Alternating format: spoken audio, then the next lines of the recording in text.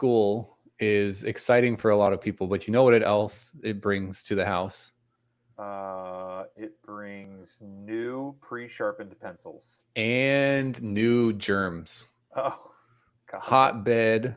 It's like a biology project with it's like a petri dish. You You just gotta see watch what can out. grow. So the one that we got brought home was strep throat from. Ooh, So that the classic. little one is dealing with that today. So Uh, hopefully Poor girl. the marvels of modern medicine will kick in I guess what I over will the next say 12 is, hours. and this is a complete jinx, so I will be sick within the next 72 hours, but as teachers, we do have the ability to give ourselves some personal space. Hmm. Like, okay, I'm going to stand up here at the podium and talk to you with like a laser pointer, and you Right. all are going to stay over there. Right. It reminds me of teaching during COVID when Yeah, right. they were all 32 of them were in one area and I was up by myself in the It's at the desk. it's fine that you infect each other, Right. but let's just not bring that over here. Yeah, stay away from me. Yeah. Yeah.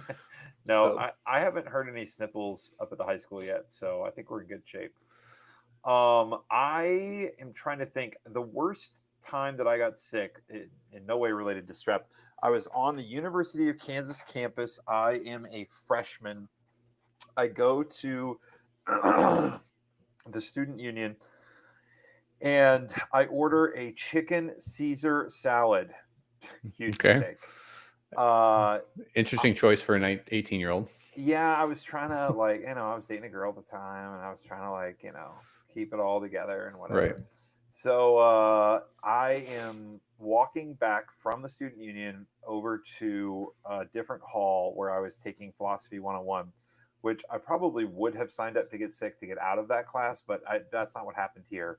So I'm walking, and I have walked probably half a mile and am now at the base of the steps to walk into this building.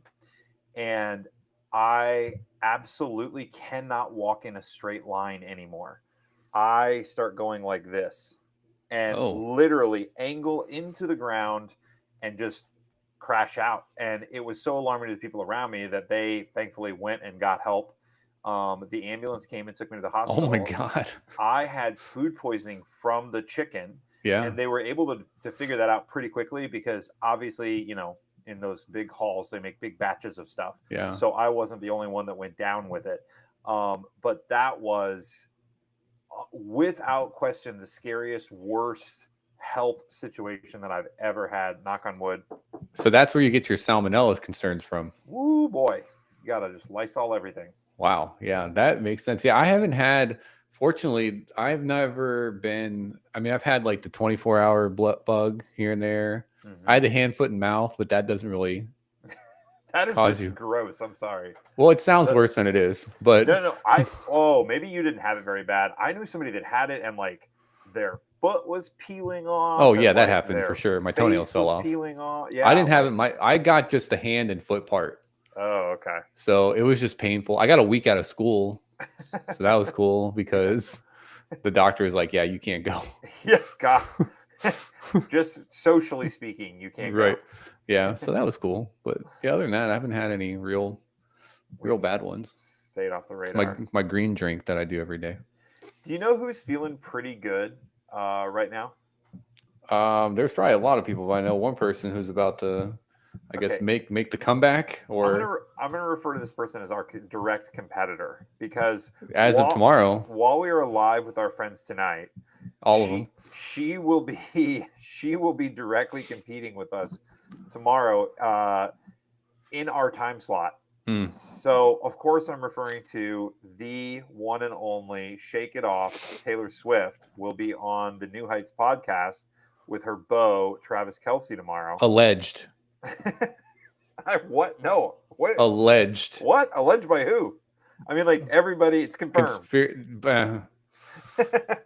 Uh, there's been a lot of Oh. Travis Kelsey popping up the last few weeks, and now you know why. Like it's so coordinated, but we'll get into that. We know. Okay, so this morning we did not know the name of the album. Now we know that the life of a showgirl is what this publicity stunt, as it Mm. sounds like you're referring to it as, is all about. Yeah. Now, the reason I say it's okay, so let me backtrack here. Let's go back to 2006. Let's Okay. all get in our time machine and go Yep. back to little blonde curly hair, Country southern singer. twang, Yep. Taylor Swift, right? Teardrops on My Guitar, Yeah.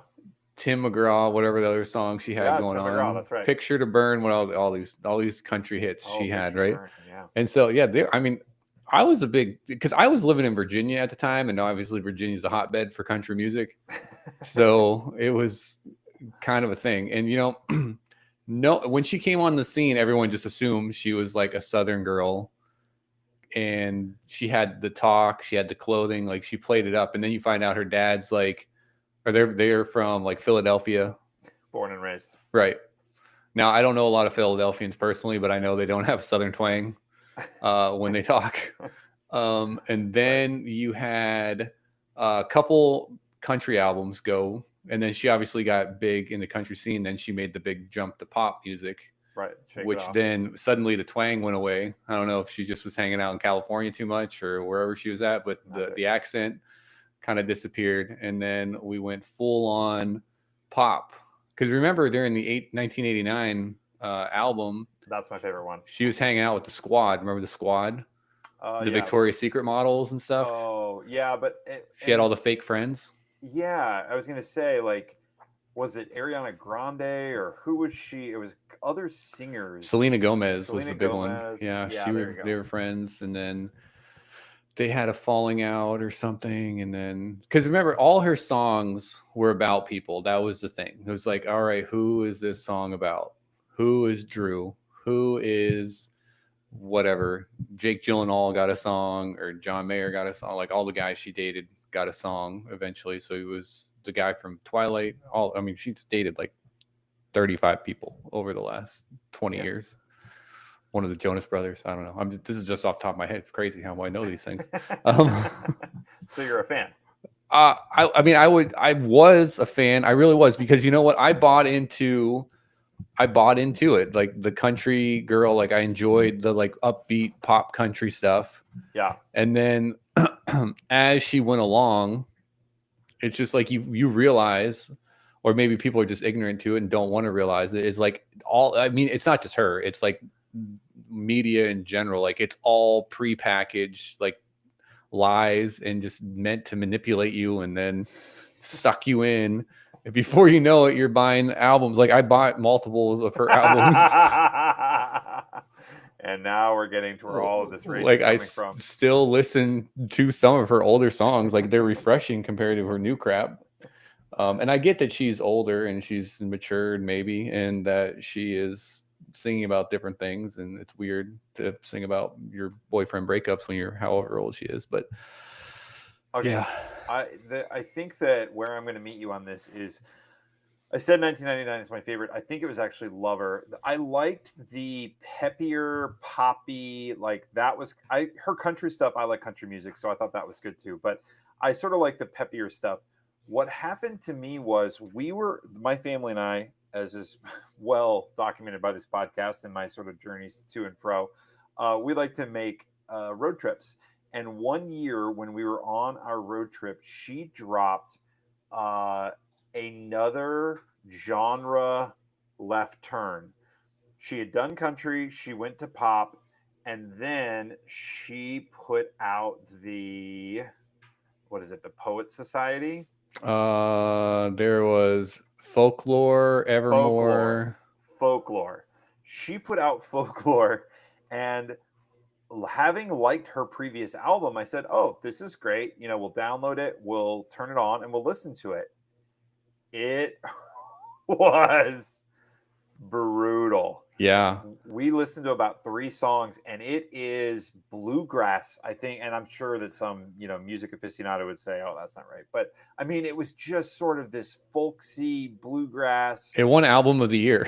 Oh my God. Well, but those are all bought and paid for by the studio. So it's not like there's no merit behind these awards. And critics are such odd ducks. Like they're so cynical. Like in critics' minds, and I think primarily of like music critics, like they think, oh, we've seen it all. So if you do anything that's splashy or edgy, like I really don't even know if they like it or not. They just like that it's not the same thing they've heard a million times. Yeah, it's funny because she did that and she survived it, but Justin Timberlake did a similar thing where he had obviously he was in sync, and then he had a couple pop albums, and he had the 2020 Experience, which is a big album for him, big concert tour. I went to one. He and I made eye contact. It was still something I'll never forget. You made eye contact with him? Yeah, well, he looked at me. I was the only guy in the crowd, probably. I was a foot taller than everybody and the only male, so it probably wasn't that impressive. But you should go see him in Japan. Yeah, no doubt. And so he went all bluegrassy, weird, off the reservoir in terms of the pop music, and then he's just like gone. Like he can't come back. Fortunately, Taylor was able to come back because you know what was brilliant with her is she did what a lot of artists for some reason refuse to do, is that she embraced her past hits and played them for people. Because sometimes people, you know, these artists are like, I need you to see my new stuff. Like such a mess up. Right. And so like play the stuff people like. I mean, I thought that the standard concert strategy was I'm going to play you my new stuff, and I'm going to play maybe new stuff 75% of the time if I'm desperate to promote it. But you always close and do your encore to your greatest hits. I mean, right. So that way everybody has to hang around through the whole thing. Yeah. I mean, she went with the full, I mean, I didn't go to the show, but obviously she did the Era tours where she had the 4-hour Disney special or whatever. Did you watch it? No, I never watched it. No. Not more than one. She just makes me mad. Like I honestly, like she just makes me mad all the time. Like I can't look at her without being angry. Okay. And there's layers to that, which we can get to. This segment is brought to you by Open Health. Open Health for all your mental health needs. Okay, so probably get sued for that. I made up Open Health, so we're good. Okay, for that exact reason. Okay, so the Eras tour, nobody went to the Eras tour and said, I'm not sure I liked it. Like it was definitively good, and I never went myself. I watched it with my daughter, and it was good. It was good. We got pop-ups going on here. We got pop-ups. Yeah, we got people chiming in here. Here we go. See, it did happen. It's true. I don't know how to get it away, but anyway.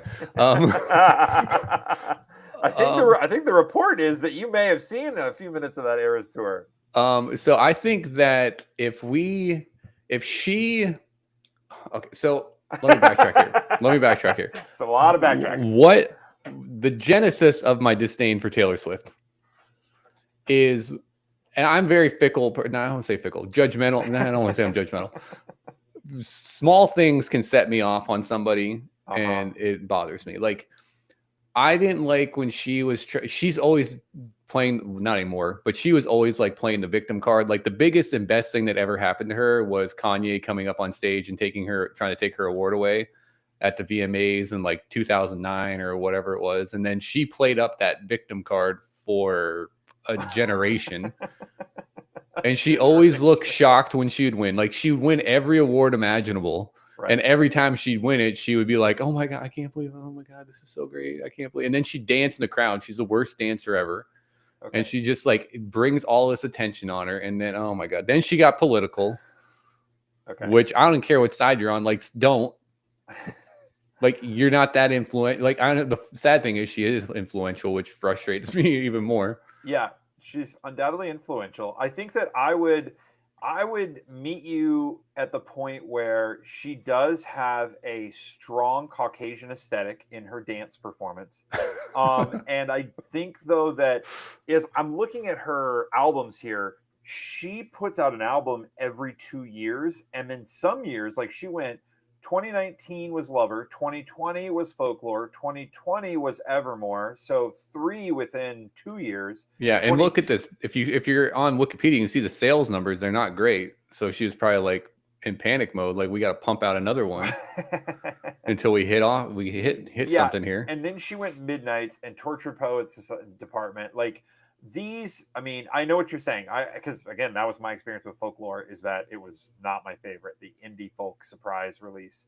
But that was also during COVID, and it was all kind of weird. And she's got the bangs. Like, that's what also frustrates me. Like, her hair is so bad.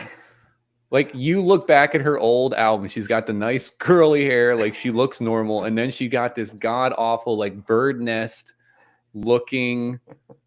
I don't even know what it is. It's just so bad, and it's so frustrating that she does this. It's like, just be attractive. Like, you have the general look of an attractive person. The ability to pull this off. Don't make yourself less attractive on purpose. It's baffling to me.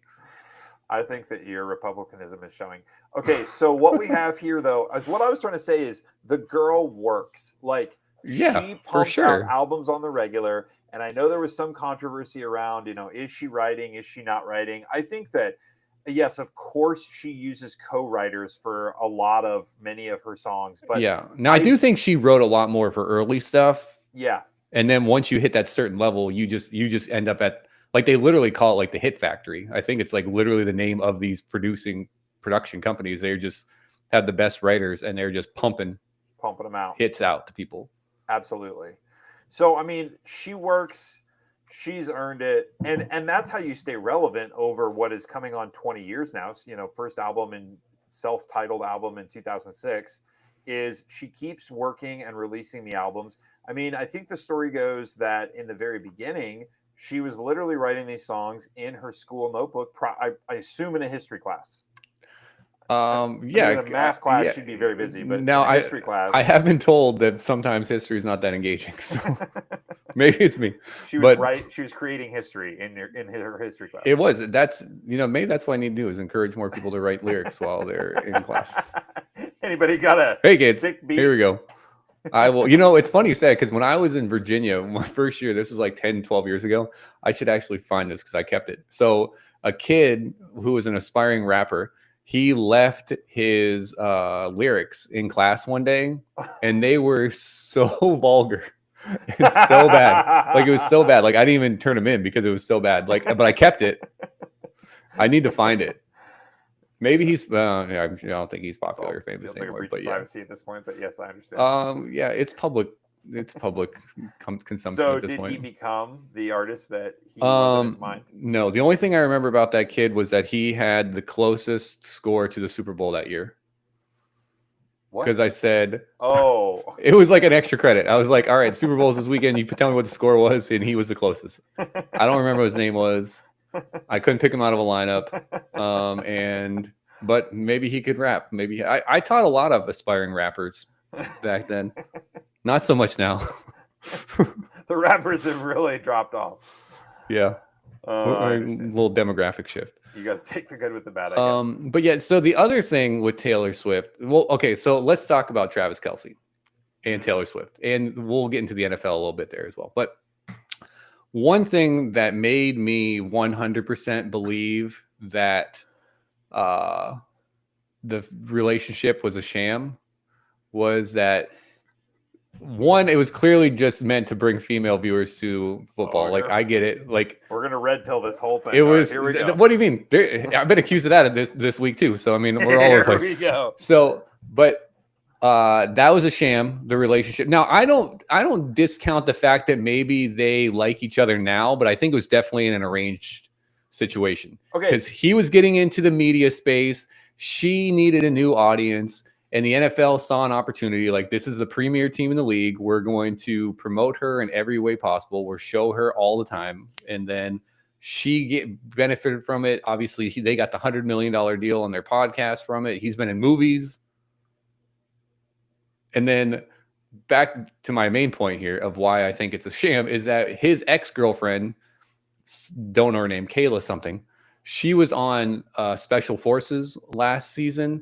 And if you saw this girl, like, unless he just has a very, very, very wide range of appetite for women, then it doesn't make any sense to me that you would go from this girl to Taylor Swift. Okay, I think, I'm getting riled up. I'm starting to sweat. I understand. Travis, here's my thing. The reason that I think it works is that I would say that Taylor certainly has her quirks, and I think that Travis matches her in that. Do you know how they originally met? She was at the Eras Tour, and he tried to give her a friendship bracelet with his phone number on it. Stalker. Stalker vibes. What if I did that? I get arrested. Oh my gosh. Yes. State yes, you would. Yeah, I know the story. And then the NFL had them sign a contract, an NDA, about how they were going to get the Chiefs to the Super Bowl for the next 3 years so we could promote the brand. And then we'll have her perform at this thing, and then we'll show her picture. Okay. That was a betting. It was a betting odds of how many times they're going to show Taylor Swift during the Super Bowl. Well, that's true. And then she was shocked when they booed her. Right. Okay, I think what you're trying to steer all of this Taylor Swift conversation to is your main man Joe Burrow. Like, he wouldn't date Taylor Swift. Okay, or is it the other way around? She probably doesn't know who he is, even though she's watched them play multiple times. She probably has no that's not part of her contract. So for one her of to my know who other the players are. One of my other things that frustrates the hell out of me is when this. Goddamn, this is gonna sound terrible, but anyway, I'm gonna say it. Whatever. Yeah, we're only live. What could happen? Yeah, my wife's heard this 100 times, so whatever. I'll put it out there. But like when I watch like Hard Knocks show or anything, Oops. that. Oh my gosh. Yeah. We got knocked out.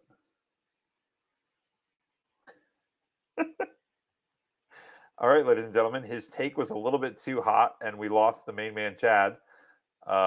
He may jump back on here in a moment, but he's currently out. Okay, apparently, can you hear me? You there? Okay, our conclusion was that your take must have been a little too hot because we lost you.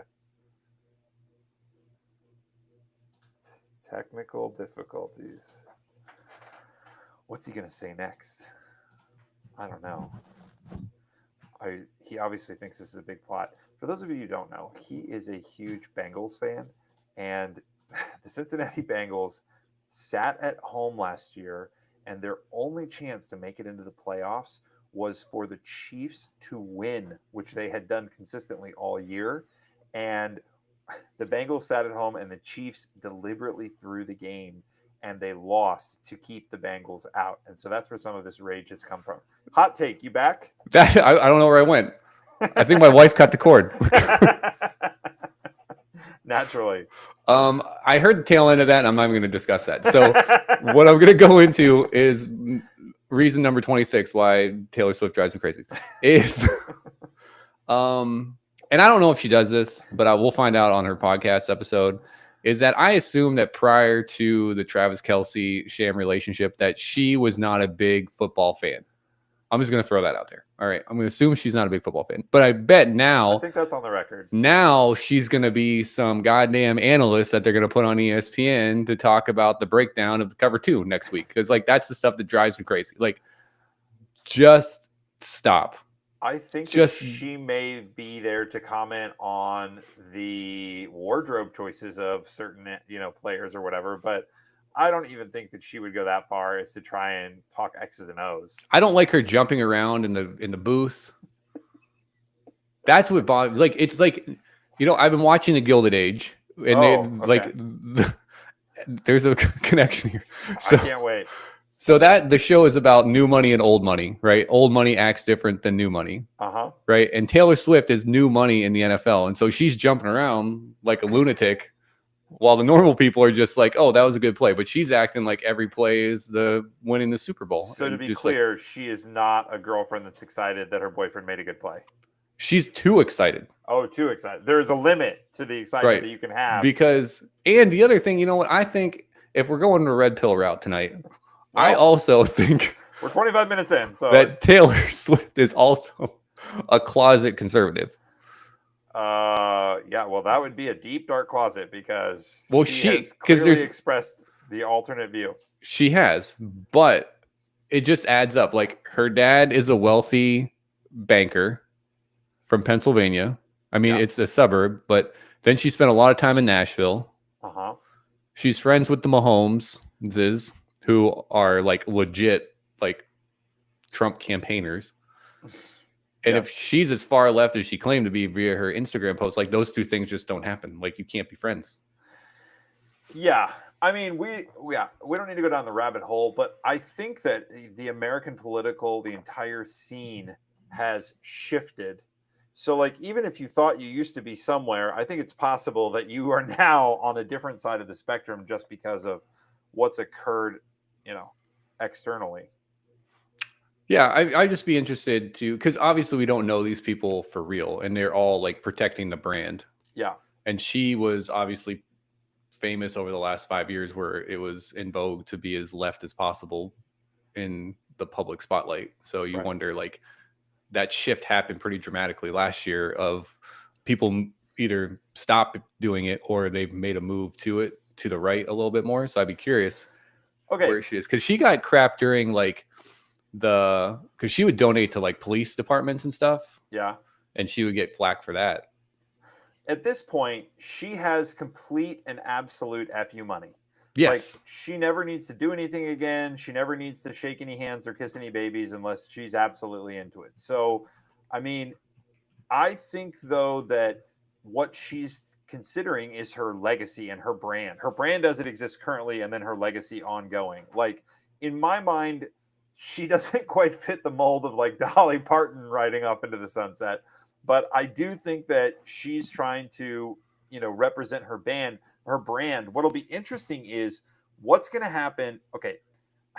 If the NFL, as part of the contract, requires them to get married and have children on the field, both things. First live NFL delivery during the Super Bowl. Yeah. So if you're right and that's part of the contract, then I guess, can you imagine what her album on motherhood is going to be like? Well, that's the interesting thing. Obviously, like, she's smart enough to adapt her music to her aging crowd. Yeah, that's her whole deal, right? Well, I thought it was big news. Like, I literally saw a headline that she dropped the F word yesterday.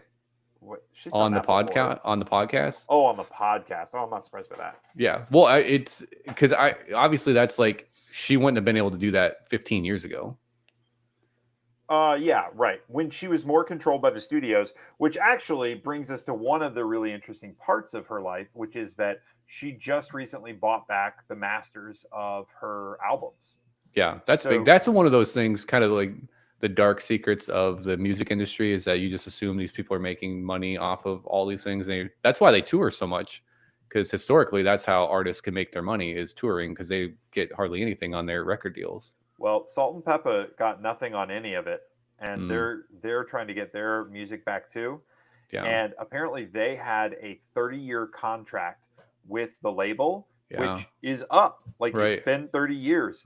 And their music, I saw this on the news the other morning, their music producer is still saying, nope, we're not going to give it to you. So they're having to sue to enforce a contract. Yeah, because what happens, obviously, in these situations is that these new artists are just desperate to get an album, so they'll sign anything.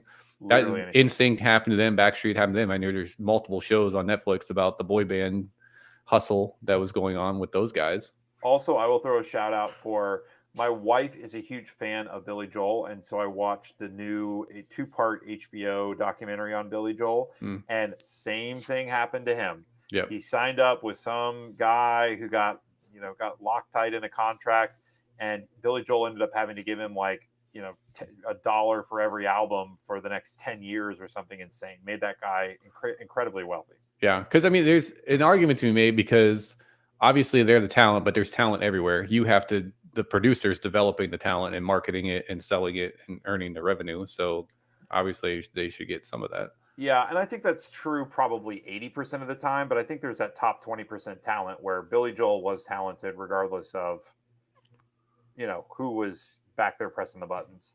Yeah. Just like Taylor Swift, she's a supremely talented person who makes her own choices on who she dates and when she chooses to go to games. So I think that, hey, if somebody wants, is we support Taylor. If somebody wants to offer us a podcasting contract, we'll sign anything right now. Right.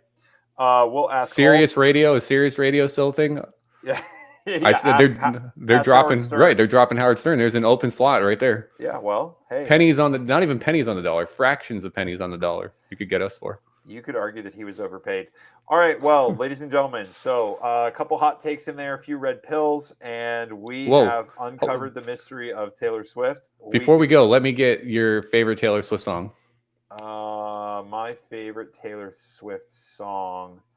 I mean, obviously, I celebrate her entire catalog. But if I had to pick a specific album, I go back to Lover, and I think Archer was the name of it. Oh, wow. I don't think I've ever even heard that song. Okay. Well, you may not be a fan. If anybody, wow, I'm not a deep cut fan. Holy smokes, man! I'm more of a singles kind of person. What's your favorite? You know, I was always, you know, it was kind of a part of my life that was at a very good spot when this one came out. Was Blank Space. Oh, Blank Space. Yeah. Yeah, unlike now. Yeah. My life's so hard right now. But it was even easier before. But yeah, Blank Space, I think, is one of my faves. I like that one. Well, it's a good one. So everyone go check out Blank Space. Again, if you haven't heard it, listen to our fellow podcaster, Taylor Swift.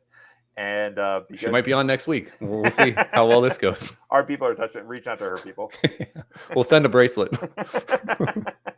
All right, be good.